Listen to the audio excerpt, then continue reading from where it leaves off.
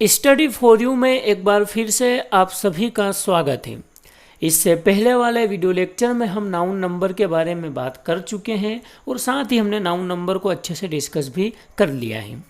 आज के इस वीडियो में हम बात करेंगे प्रोनाउन के बारे में और जानेंगे कि प्रोनाउन का इंग्लिश में क्या योगदान होता है। तो सबसे पहले हम बात कर लेते हैं प्रोनाउन की परिभाषा की, लेकिन इससे पहले मैं आपको बता दूं और बल्कि पहले जो मैंने वीडियो बनाए हैं इसमें भी मैंने आपको बताया है कि किसी भी वाक्य में जब हम सब्जेक्ट बनाते हैं या किसी भी वाक्य में सब्जेक्ट या तो एक नाउन होता है या फिर एक प्रोनाउन होता है। अब बात कर लेते हैं प्रोनाउन की परिभाषा की। तो प्रोनाउन नाउन की जगह पर उपयोग होने वाले शब्दों को कहा जाता है या नाउन की जगह पर उपयोग होने वाले वर्ड्स को हम प्रोनाउन या सर्वनाम कहते हैं। आइए इसे हम एक उदाहरण से समझ लेते हैं। जैसे कि योगेश मेरा दोस्त है। योगेश एक अच्छा लड़का है। योगेश के पापा एक डॉक्टर है। इसे हम इंग्लिश में इस तरह से कहेंगे, Yogesh is my friend, Yogesh is a good boy and Yogesh father या Yogesh dad is a doctor. तो जब हम इस वाक्य में या इन सेंटेंसेस में बार बार योगेश योगेश यूज कर रहे हैं तो ये हमें कुछ अजीब सा लग रहा है, इसलिए हम इस सेंटेंस को इस तरह से भी बोल सकते हैं। जैसे योगेश मेरा दोस्त है, वह एक अच्छा लड़का है और उसके पापा एक डॉक्टर है।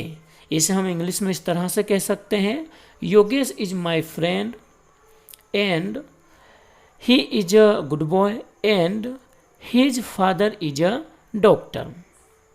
अब देखिए, जो हमने पहले वाला वाक्य बोला था या जो पहले हमने सेंटेंस बोले थे, उन सेंटेंस में हमने बार बार योगेश शब्द उपयोग किया था। तो ये जो बार बार योगेश शब्द हमने उपयोग किया था, ये हमारी क्या है? ये हमारी एक नाउन है। जब हमने दूसरा सेंटेंस बोला जिसमें हमने पहले वाले सेंटेंस में तो योगेश शब्द यूज किया जो कि एक नाउन की तरह कार्य कर रहा है, लेकिन जो दूसरा और तीसरा सेंटेंस है हमारे, उसमें हमने दूसरे वाले सेंटेंस में योगेश की जगह पर ही यूज किया और तीसरे वाले सेंटेंस में हमने योगेश के पापा, इसमें योगेश की जगह पर हमने हिज फादर यानी कि हिज यूज किया है। तो जो दूसरा और तीसरा सेंटेंस है जिसमें हमने ही और हिज यूज किया है, इसमें ही और हिज ये क्या है? एक प्रकार की प्रोनाउन है। ठीक है, और हमने इनको किन की जगह पर यूज किया है? योगेश की जगह पर यूज किया है। और योगेश हमारा क्या है? एक प्रकार की नाउन है, यानी कि नाउन की जगह पर हमने ही को और हिज को यूज किया है। तो ये ही और हिज क्या होंगी? हमारी। अब बात कर लेते हैं क्लासिफिकेशन ऑफ प्रोनाउन की। तो मुख्य रूप से जो प्रोनाउन होती है वो 4 प्रकार की होती है। जैसे subjective pronoun, second objective pronoun, third possessive pronoun, है ना, और रिफ्लेक्सिव प्रोनाउन। यदि हम बात करें सब्जेक्टिव प्रोनाउन की, तो सब्जेक्टिव प्रोनाउन का उपयोग सब्जेक्ट के रूप में किया जाता है। बात करें ऑब्जेक्टिव प्रोनाउन की, तो ऑब्जेक्टिव प्रोनाउन का प्रयोग ऑब्जेक्ट के रूप में किया जाता है। यदि हम बात करें पजेसिव प्रोनाउन की, तो पजेसिव प्रोनाउन का प्रयोग हम किसी को अधिकार बताने के लिए करते हैं, जैसे कि मेरा, तुम्हारा, उसका, उनका या फिर किसी और का। बात करें रिफ्लेक्सिव प्रोनाउन की, तो रिफ्लेक्सिव प्रोनाउन का प्रयोग हम सब्जेक्ट के द्वारा किए जाने वाले कार्य के लिए करते हैं, यानी कि सब्जेक्ट ने खुद ने वो कार्य किया है ये बताने के लिए करते हैं। जैसे सब्जेक्टिव प्रोनाउन का उदाहरण है आई। आई मतलब मैं। यदि आई को हम ऑब्जेक्ट की तरह प्रयोग करेंगे तो आई का हो जाएगा मी, और जिसका हिंदी अर्थ होगा मुझे या मेरे। यदि इसी आई को हम पजेसिव के तरह प्रयोग करते हैं तो इस आई का पजेसिव प्रोनाउन होगा माय और माइन, और इन दोनों का अर्थ क्या होगा? मेरा। यदि हम आई को रिफ्लेक्सिव प्रोनाउन की तरह प्रयोग करते हैं तो इसका रिफ्लेक्सिव प्रोनाउन बनता है माई सेल्फ, यानी कि मैं खुद। अब बात करें हम ही की, तो ही भी एक सब्जेक्टिव प्रोनाउन है और ही का हिंदी अर्थ होता है वह या वो, और इसका ऑब्जेक्टिव प्रोनाउन होगा हिम, उसे, उसको या उनको। और इसी का पजेसिव प्रोनाउन होगा हिज, और इसी का रिफ्लेक्सिव प्रोनाउन होगा हिमसेल्फ। और ही हमेशा पुरुष के लिए उपयोग किया जाता है।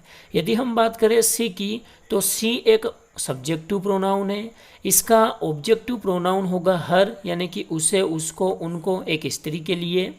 पजेसिव प्रोनाउन में भी हम सी हर का प्रयोग करते हैं। जिस तरह से हमने सी का ऑब्जेक्टिव प्रोनाउन में हर उपयोग किया, उसी तरह से हम सी का पजेसिव प्रोनाउन में भी हर ही उपयोग करते हैं, और हर्ष का भी उपयोग किया जा सकता है।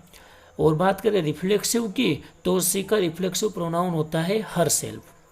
बात करें यू की, तो यू एक सब्जेक्टिव प्रोनाउन है। इसका ऑब्जेक्टिव प्रोनाउन यू होता है, और इसका पजेसिव प्रोनाउन योर होता है और योर्स होता है, और इसका रिफ्लेक्सिव प्रोनाउन योर सेल्फ या योर सेल्वेस होता है। यू हम एक लड़के के लिए या एक लड़की, दोनों के लिए उपयोग कर सकते हैं। बात करें हम दे की, तो दे एक सब्जेक्टिव प्रोनाउन है। दे का ऑब्जेक्टिव प्रोनाउन देम होता है, और उसका पजेसिव प्रोनाउन देयर या देयर्स होगा, और रिफ्लेक्सिव प्रोनाउन देम सेल्वेस होगा।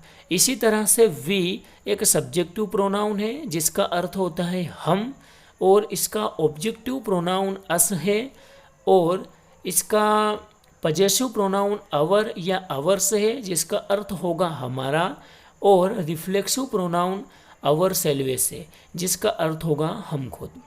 तो आज के वीडियो में बस इतना ही, जिसमें हमने बिल्कुल छोटी सी जानकारी ली है प्रोनाउन के बारे में। आने वाले वीडियो लेक्चर में हम प्रोनाउन को स्टेप बाय स्टेप अच्छे से समझेंगे।